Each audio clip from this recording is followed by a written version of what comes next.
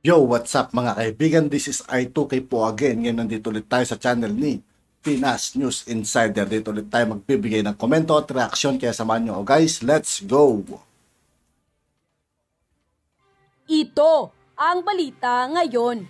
Viral ngayon sa mundo ng social media.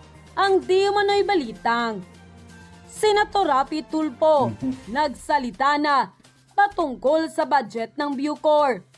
Sa isang interview ni Karen Davila kay Senator Rapi Tulfo, tinanong siya, "The budget of Bucor will be under the DOJ.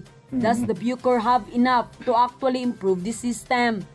Sagot naman ni Senator Rapi Tulfo, "For me, bago siguro sila bigyan ng budget or bago aprubahan sila ng budget, bubusiin muna kung saan napupunta ang budget na yon.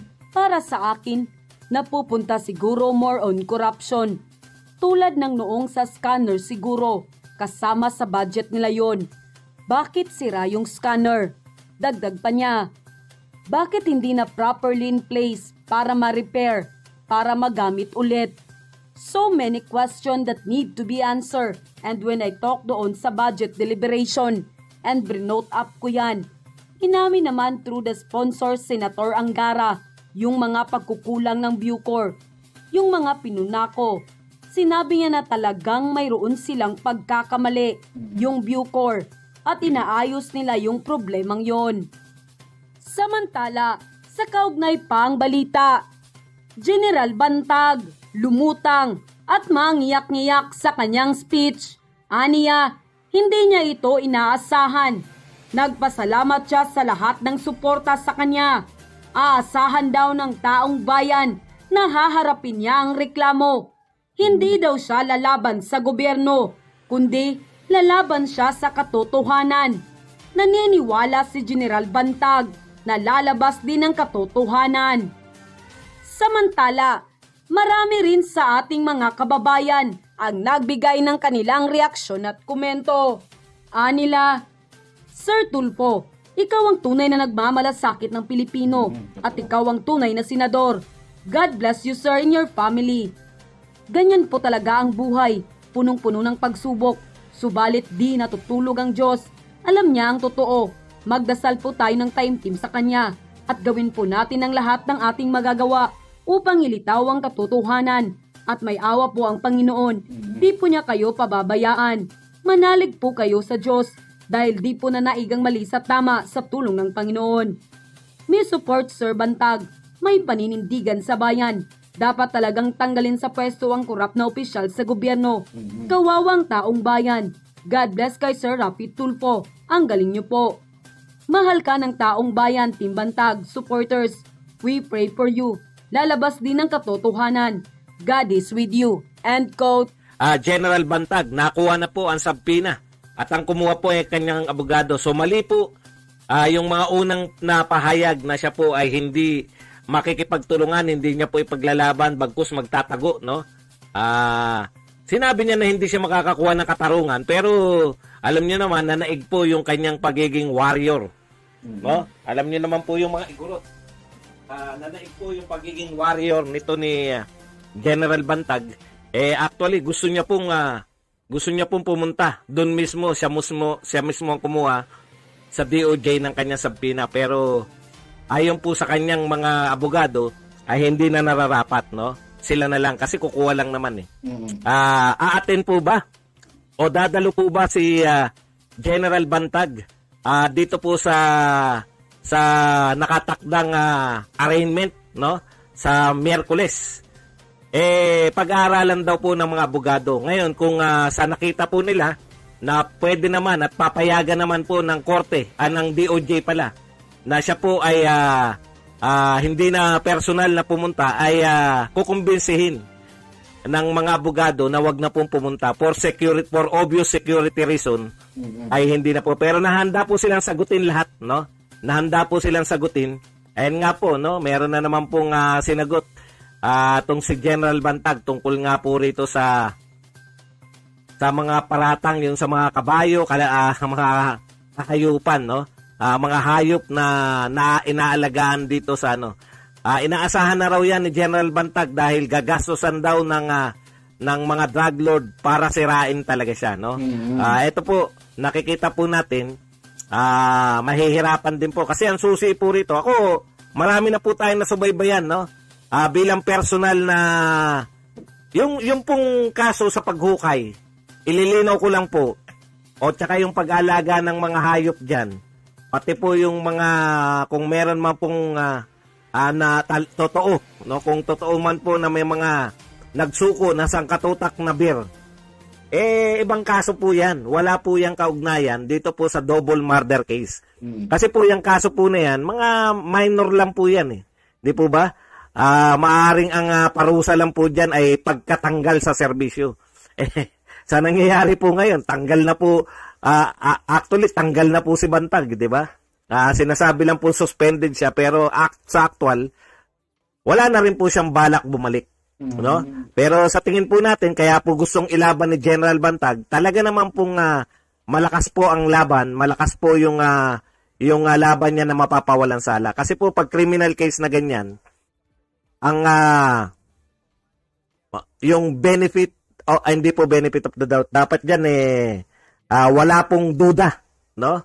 Wala pong kaduda-duda. Ano ba ang termino na sa English? Mas maganda yun sa English niyan eh. Wala pong nikatiding na duda na siya ay ang mastermind. Kaso po, hanggang sa kasalukuyan, lahat po ng tumutukoy o nagbabanggit ng kanyang pangalan ay wala pong direkta. Hindi, eto real talk ha. Alam niyo naman yung mga korte. Nagbabatay po ang korte sa testimonya mismo, no? Sa testimonya po, importante po yung ikaw mismo, yung nagbibigay ng testimonya, ikaw mismo yung saksi. Kung wala pong ebidensya na material, ebidensya po yung testimonya kung ikaw mismo. Kasi po pag sinalin lang sa'yo, halimbawa, so far, ang sinasabi lang po, proof beyond reasonable doubt. Dapat po walang kaduda-duda. Pag sinabi po, inakusahan po siya na siya yung mastermind, dapat po walang kaduda-duda, no? Yung beyond reasonable doubt po, yung kanyang involvement bilang mastermind. Kasi po, so far, sa naririnig po natin sa sangkatutak po na pronouncement at mga press conference, ang involvement po ni General Bantag ay yung sinabi po, no? Yung pong sinasabi ni Zulueta sa mga testigo, no? Ano po yung mga sinasabi sa testigo? Na ang nagpapatay o ang nag-uutos ay si Tanda, ang nag-uutos ay isang nagngangalang Bantag, pero sila mismong mga testigo laban kay Bantag ay hindi po kayang ituro, no, ng direkta na siya po. 'Di ba? Ganoon po 'yun. Mahilig po tayo manood ng mga court drama, 'di ba? Ang testigo po karaniwan, ituturo niya, siya po ang nag-utos sa akin. Yan, ganun po 'yun. Wala po 'yun. Kaya po ang susi po dyan, siyempre si Zulueta. Hanggat hindi po nahahanap si Zulueta, ang tanong, nasan po si Zulueta?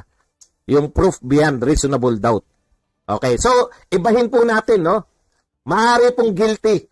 Ito, real talk, ha? Kasi umamin siya, eh. Umamin po siya na siya nagpahukay. Maaari po siyang guilty, sa hukay. Pero ibang kaso po yun.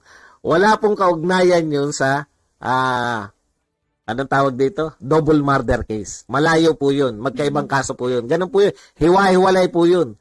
Hindi po porket guilty siya na naghuhukay. Ayun nga po ang masakit dun, no?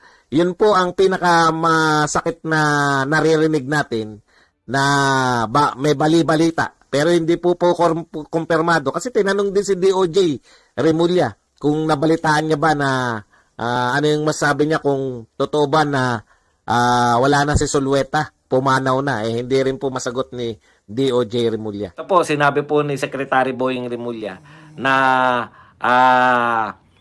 pag nagkita po sila ni Pangulong Marcos, papatuluyan niya po, no, na si Bakin na sa pwesto. Ito pong si DG Bantag. Okay. So, sa makatuwid po, ito naman ang sa akin, no? Parang wala na rin naman talaga siya sa pwesto. Sinabi na po ni Pangulong ni DG Bantag na pag siya po ay kung sakali rin na siya ay makalusot dito sa kanyang kaso, wala na po siyang wala na po siyang interest na bumalik bilang Bucor, no? Kaya po baliwala na rin po pero bakit po kinakailangan? Tuloy-tuloy kasi, 'di ba? Tuloy-tuloy po yung sinasagawa. O yan, na-dismiss ka na kasi nga ang dami mo nang no? Yung kahit po maliliit na wala pong kinalaman sa kaso na, dinadagdagan na nila ng nahulihan ng beer, nahulihan ng hukay, etc. etc. Ito lang po yung masasabi natin, no? Nung nilabas po nila, in-announce po nila sa mundo na anong tawag doon? Inilabas po nila sa mundo na mayroon na ang mastermind po ni Percy Lapid killing at ng double murder pala ay si General Bantag. Ha? Ano ba yung sasabihin ko? Wala na si Ayun. Abadong. Kasabay po na sinabi po nila na malakas po ang ebidensya nila laban kay Bantag. Alam po natin yan, no? Secretary Boying, kung malakas po ang ebidensya nyo laban kay Bantag, bakit po kinakailangan nyo pang patuluyan, di ba? Kung malakas po yung ebidensya, tinitiyak niya tsak sana kayo na makukulong siya. Tsak na tsak sana kayo kasi beyond reasonable doubt eh. So kung bakit nyo pa kinakailangan na patuluyan na ma-dismiss bilang Bucor chief kung sa tingin nyo naman ay malakas ang inyong ebidensya, di ba? Kung malakas ebidensya, sigurado makukulong, siguradong tanggal. No need. Hindi. Kinakailangan nilang tanggalin eh. Hindi ko po alam kung bakit. No? Hindi po natin alam kung bakit. Pero At yun na nga mga kababayan.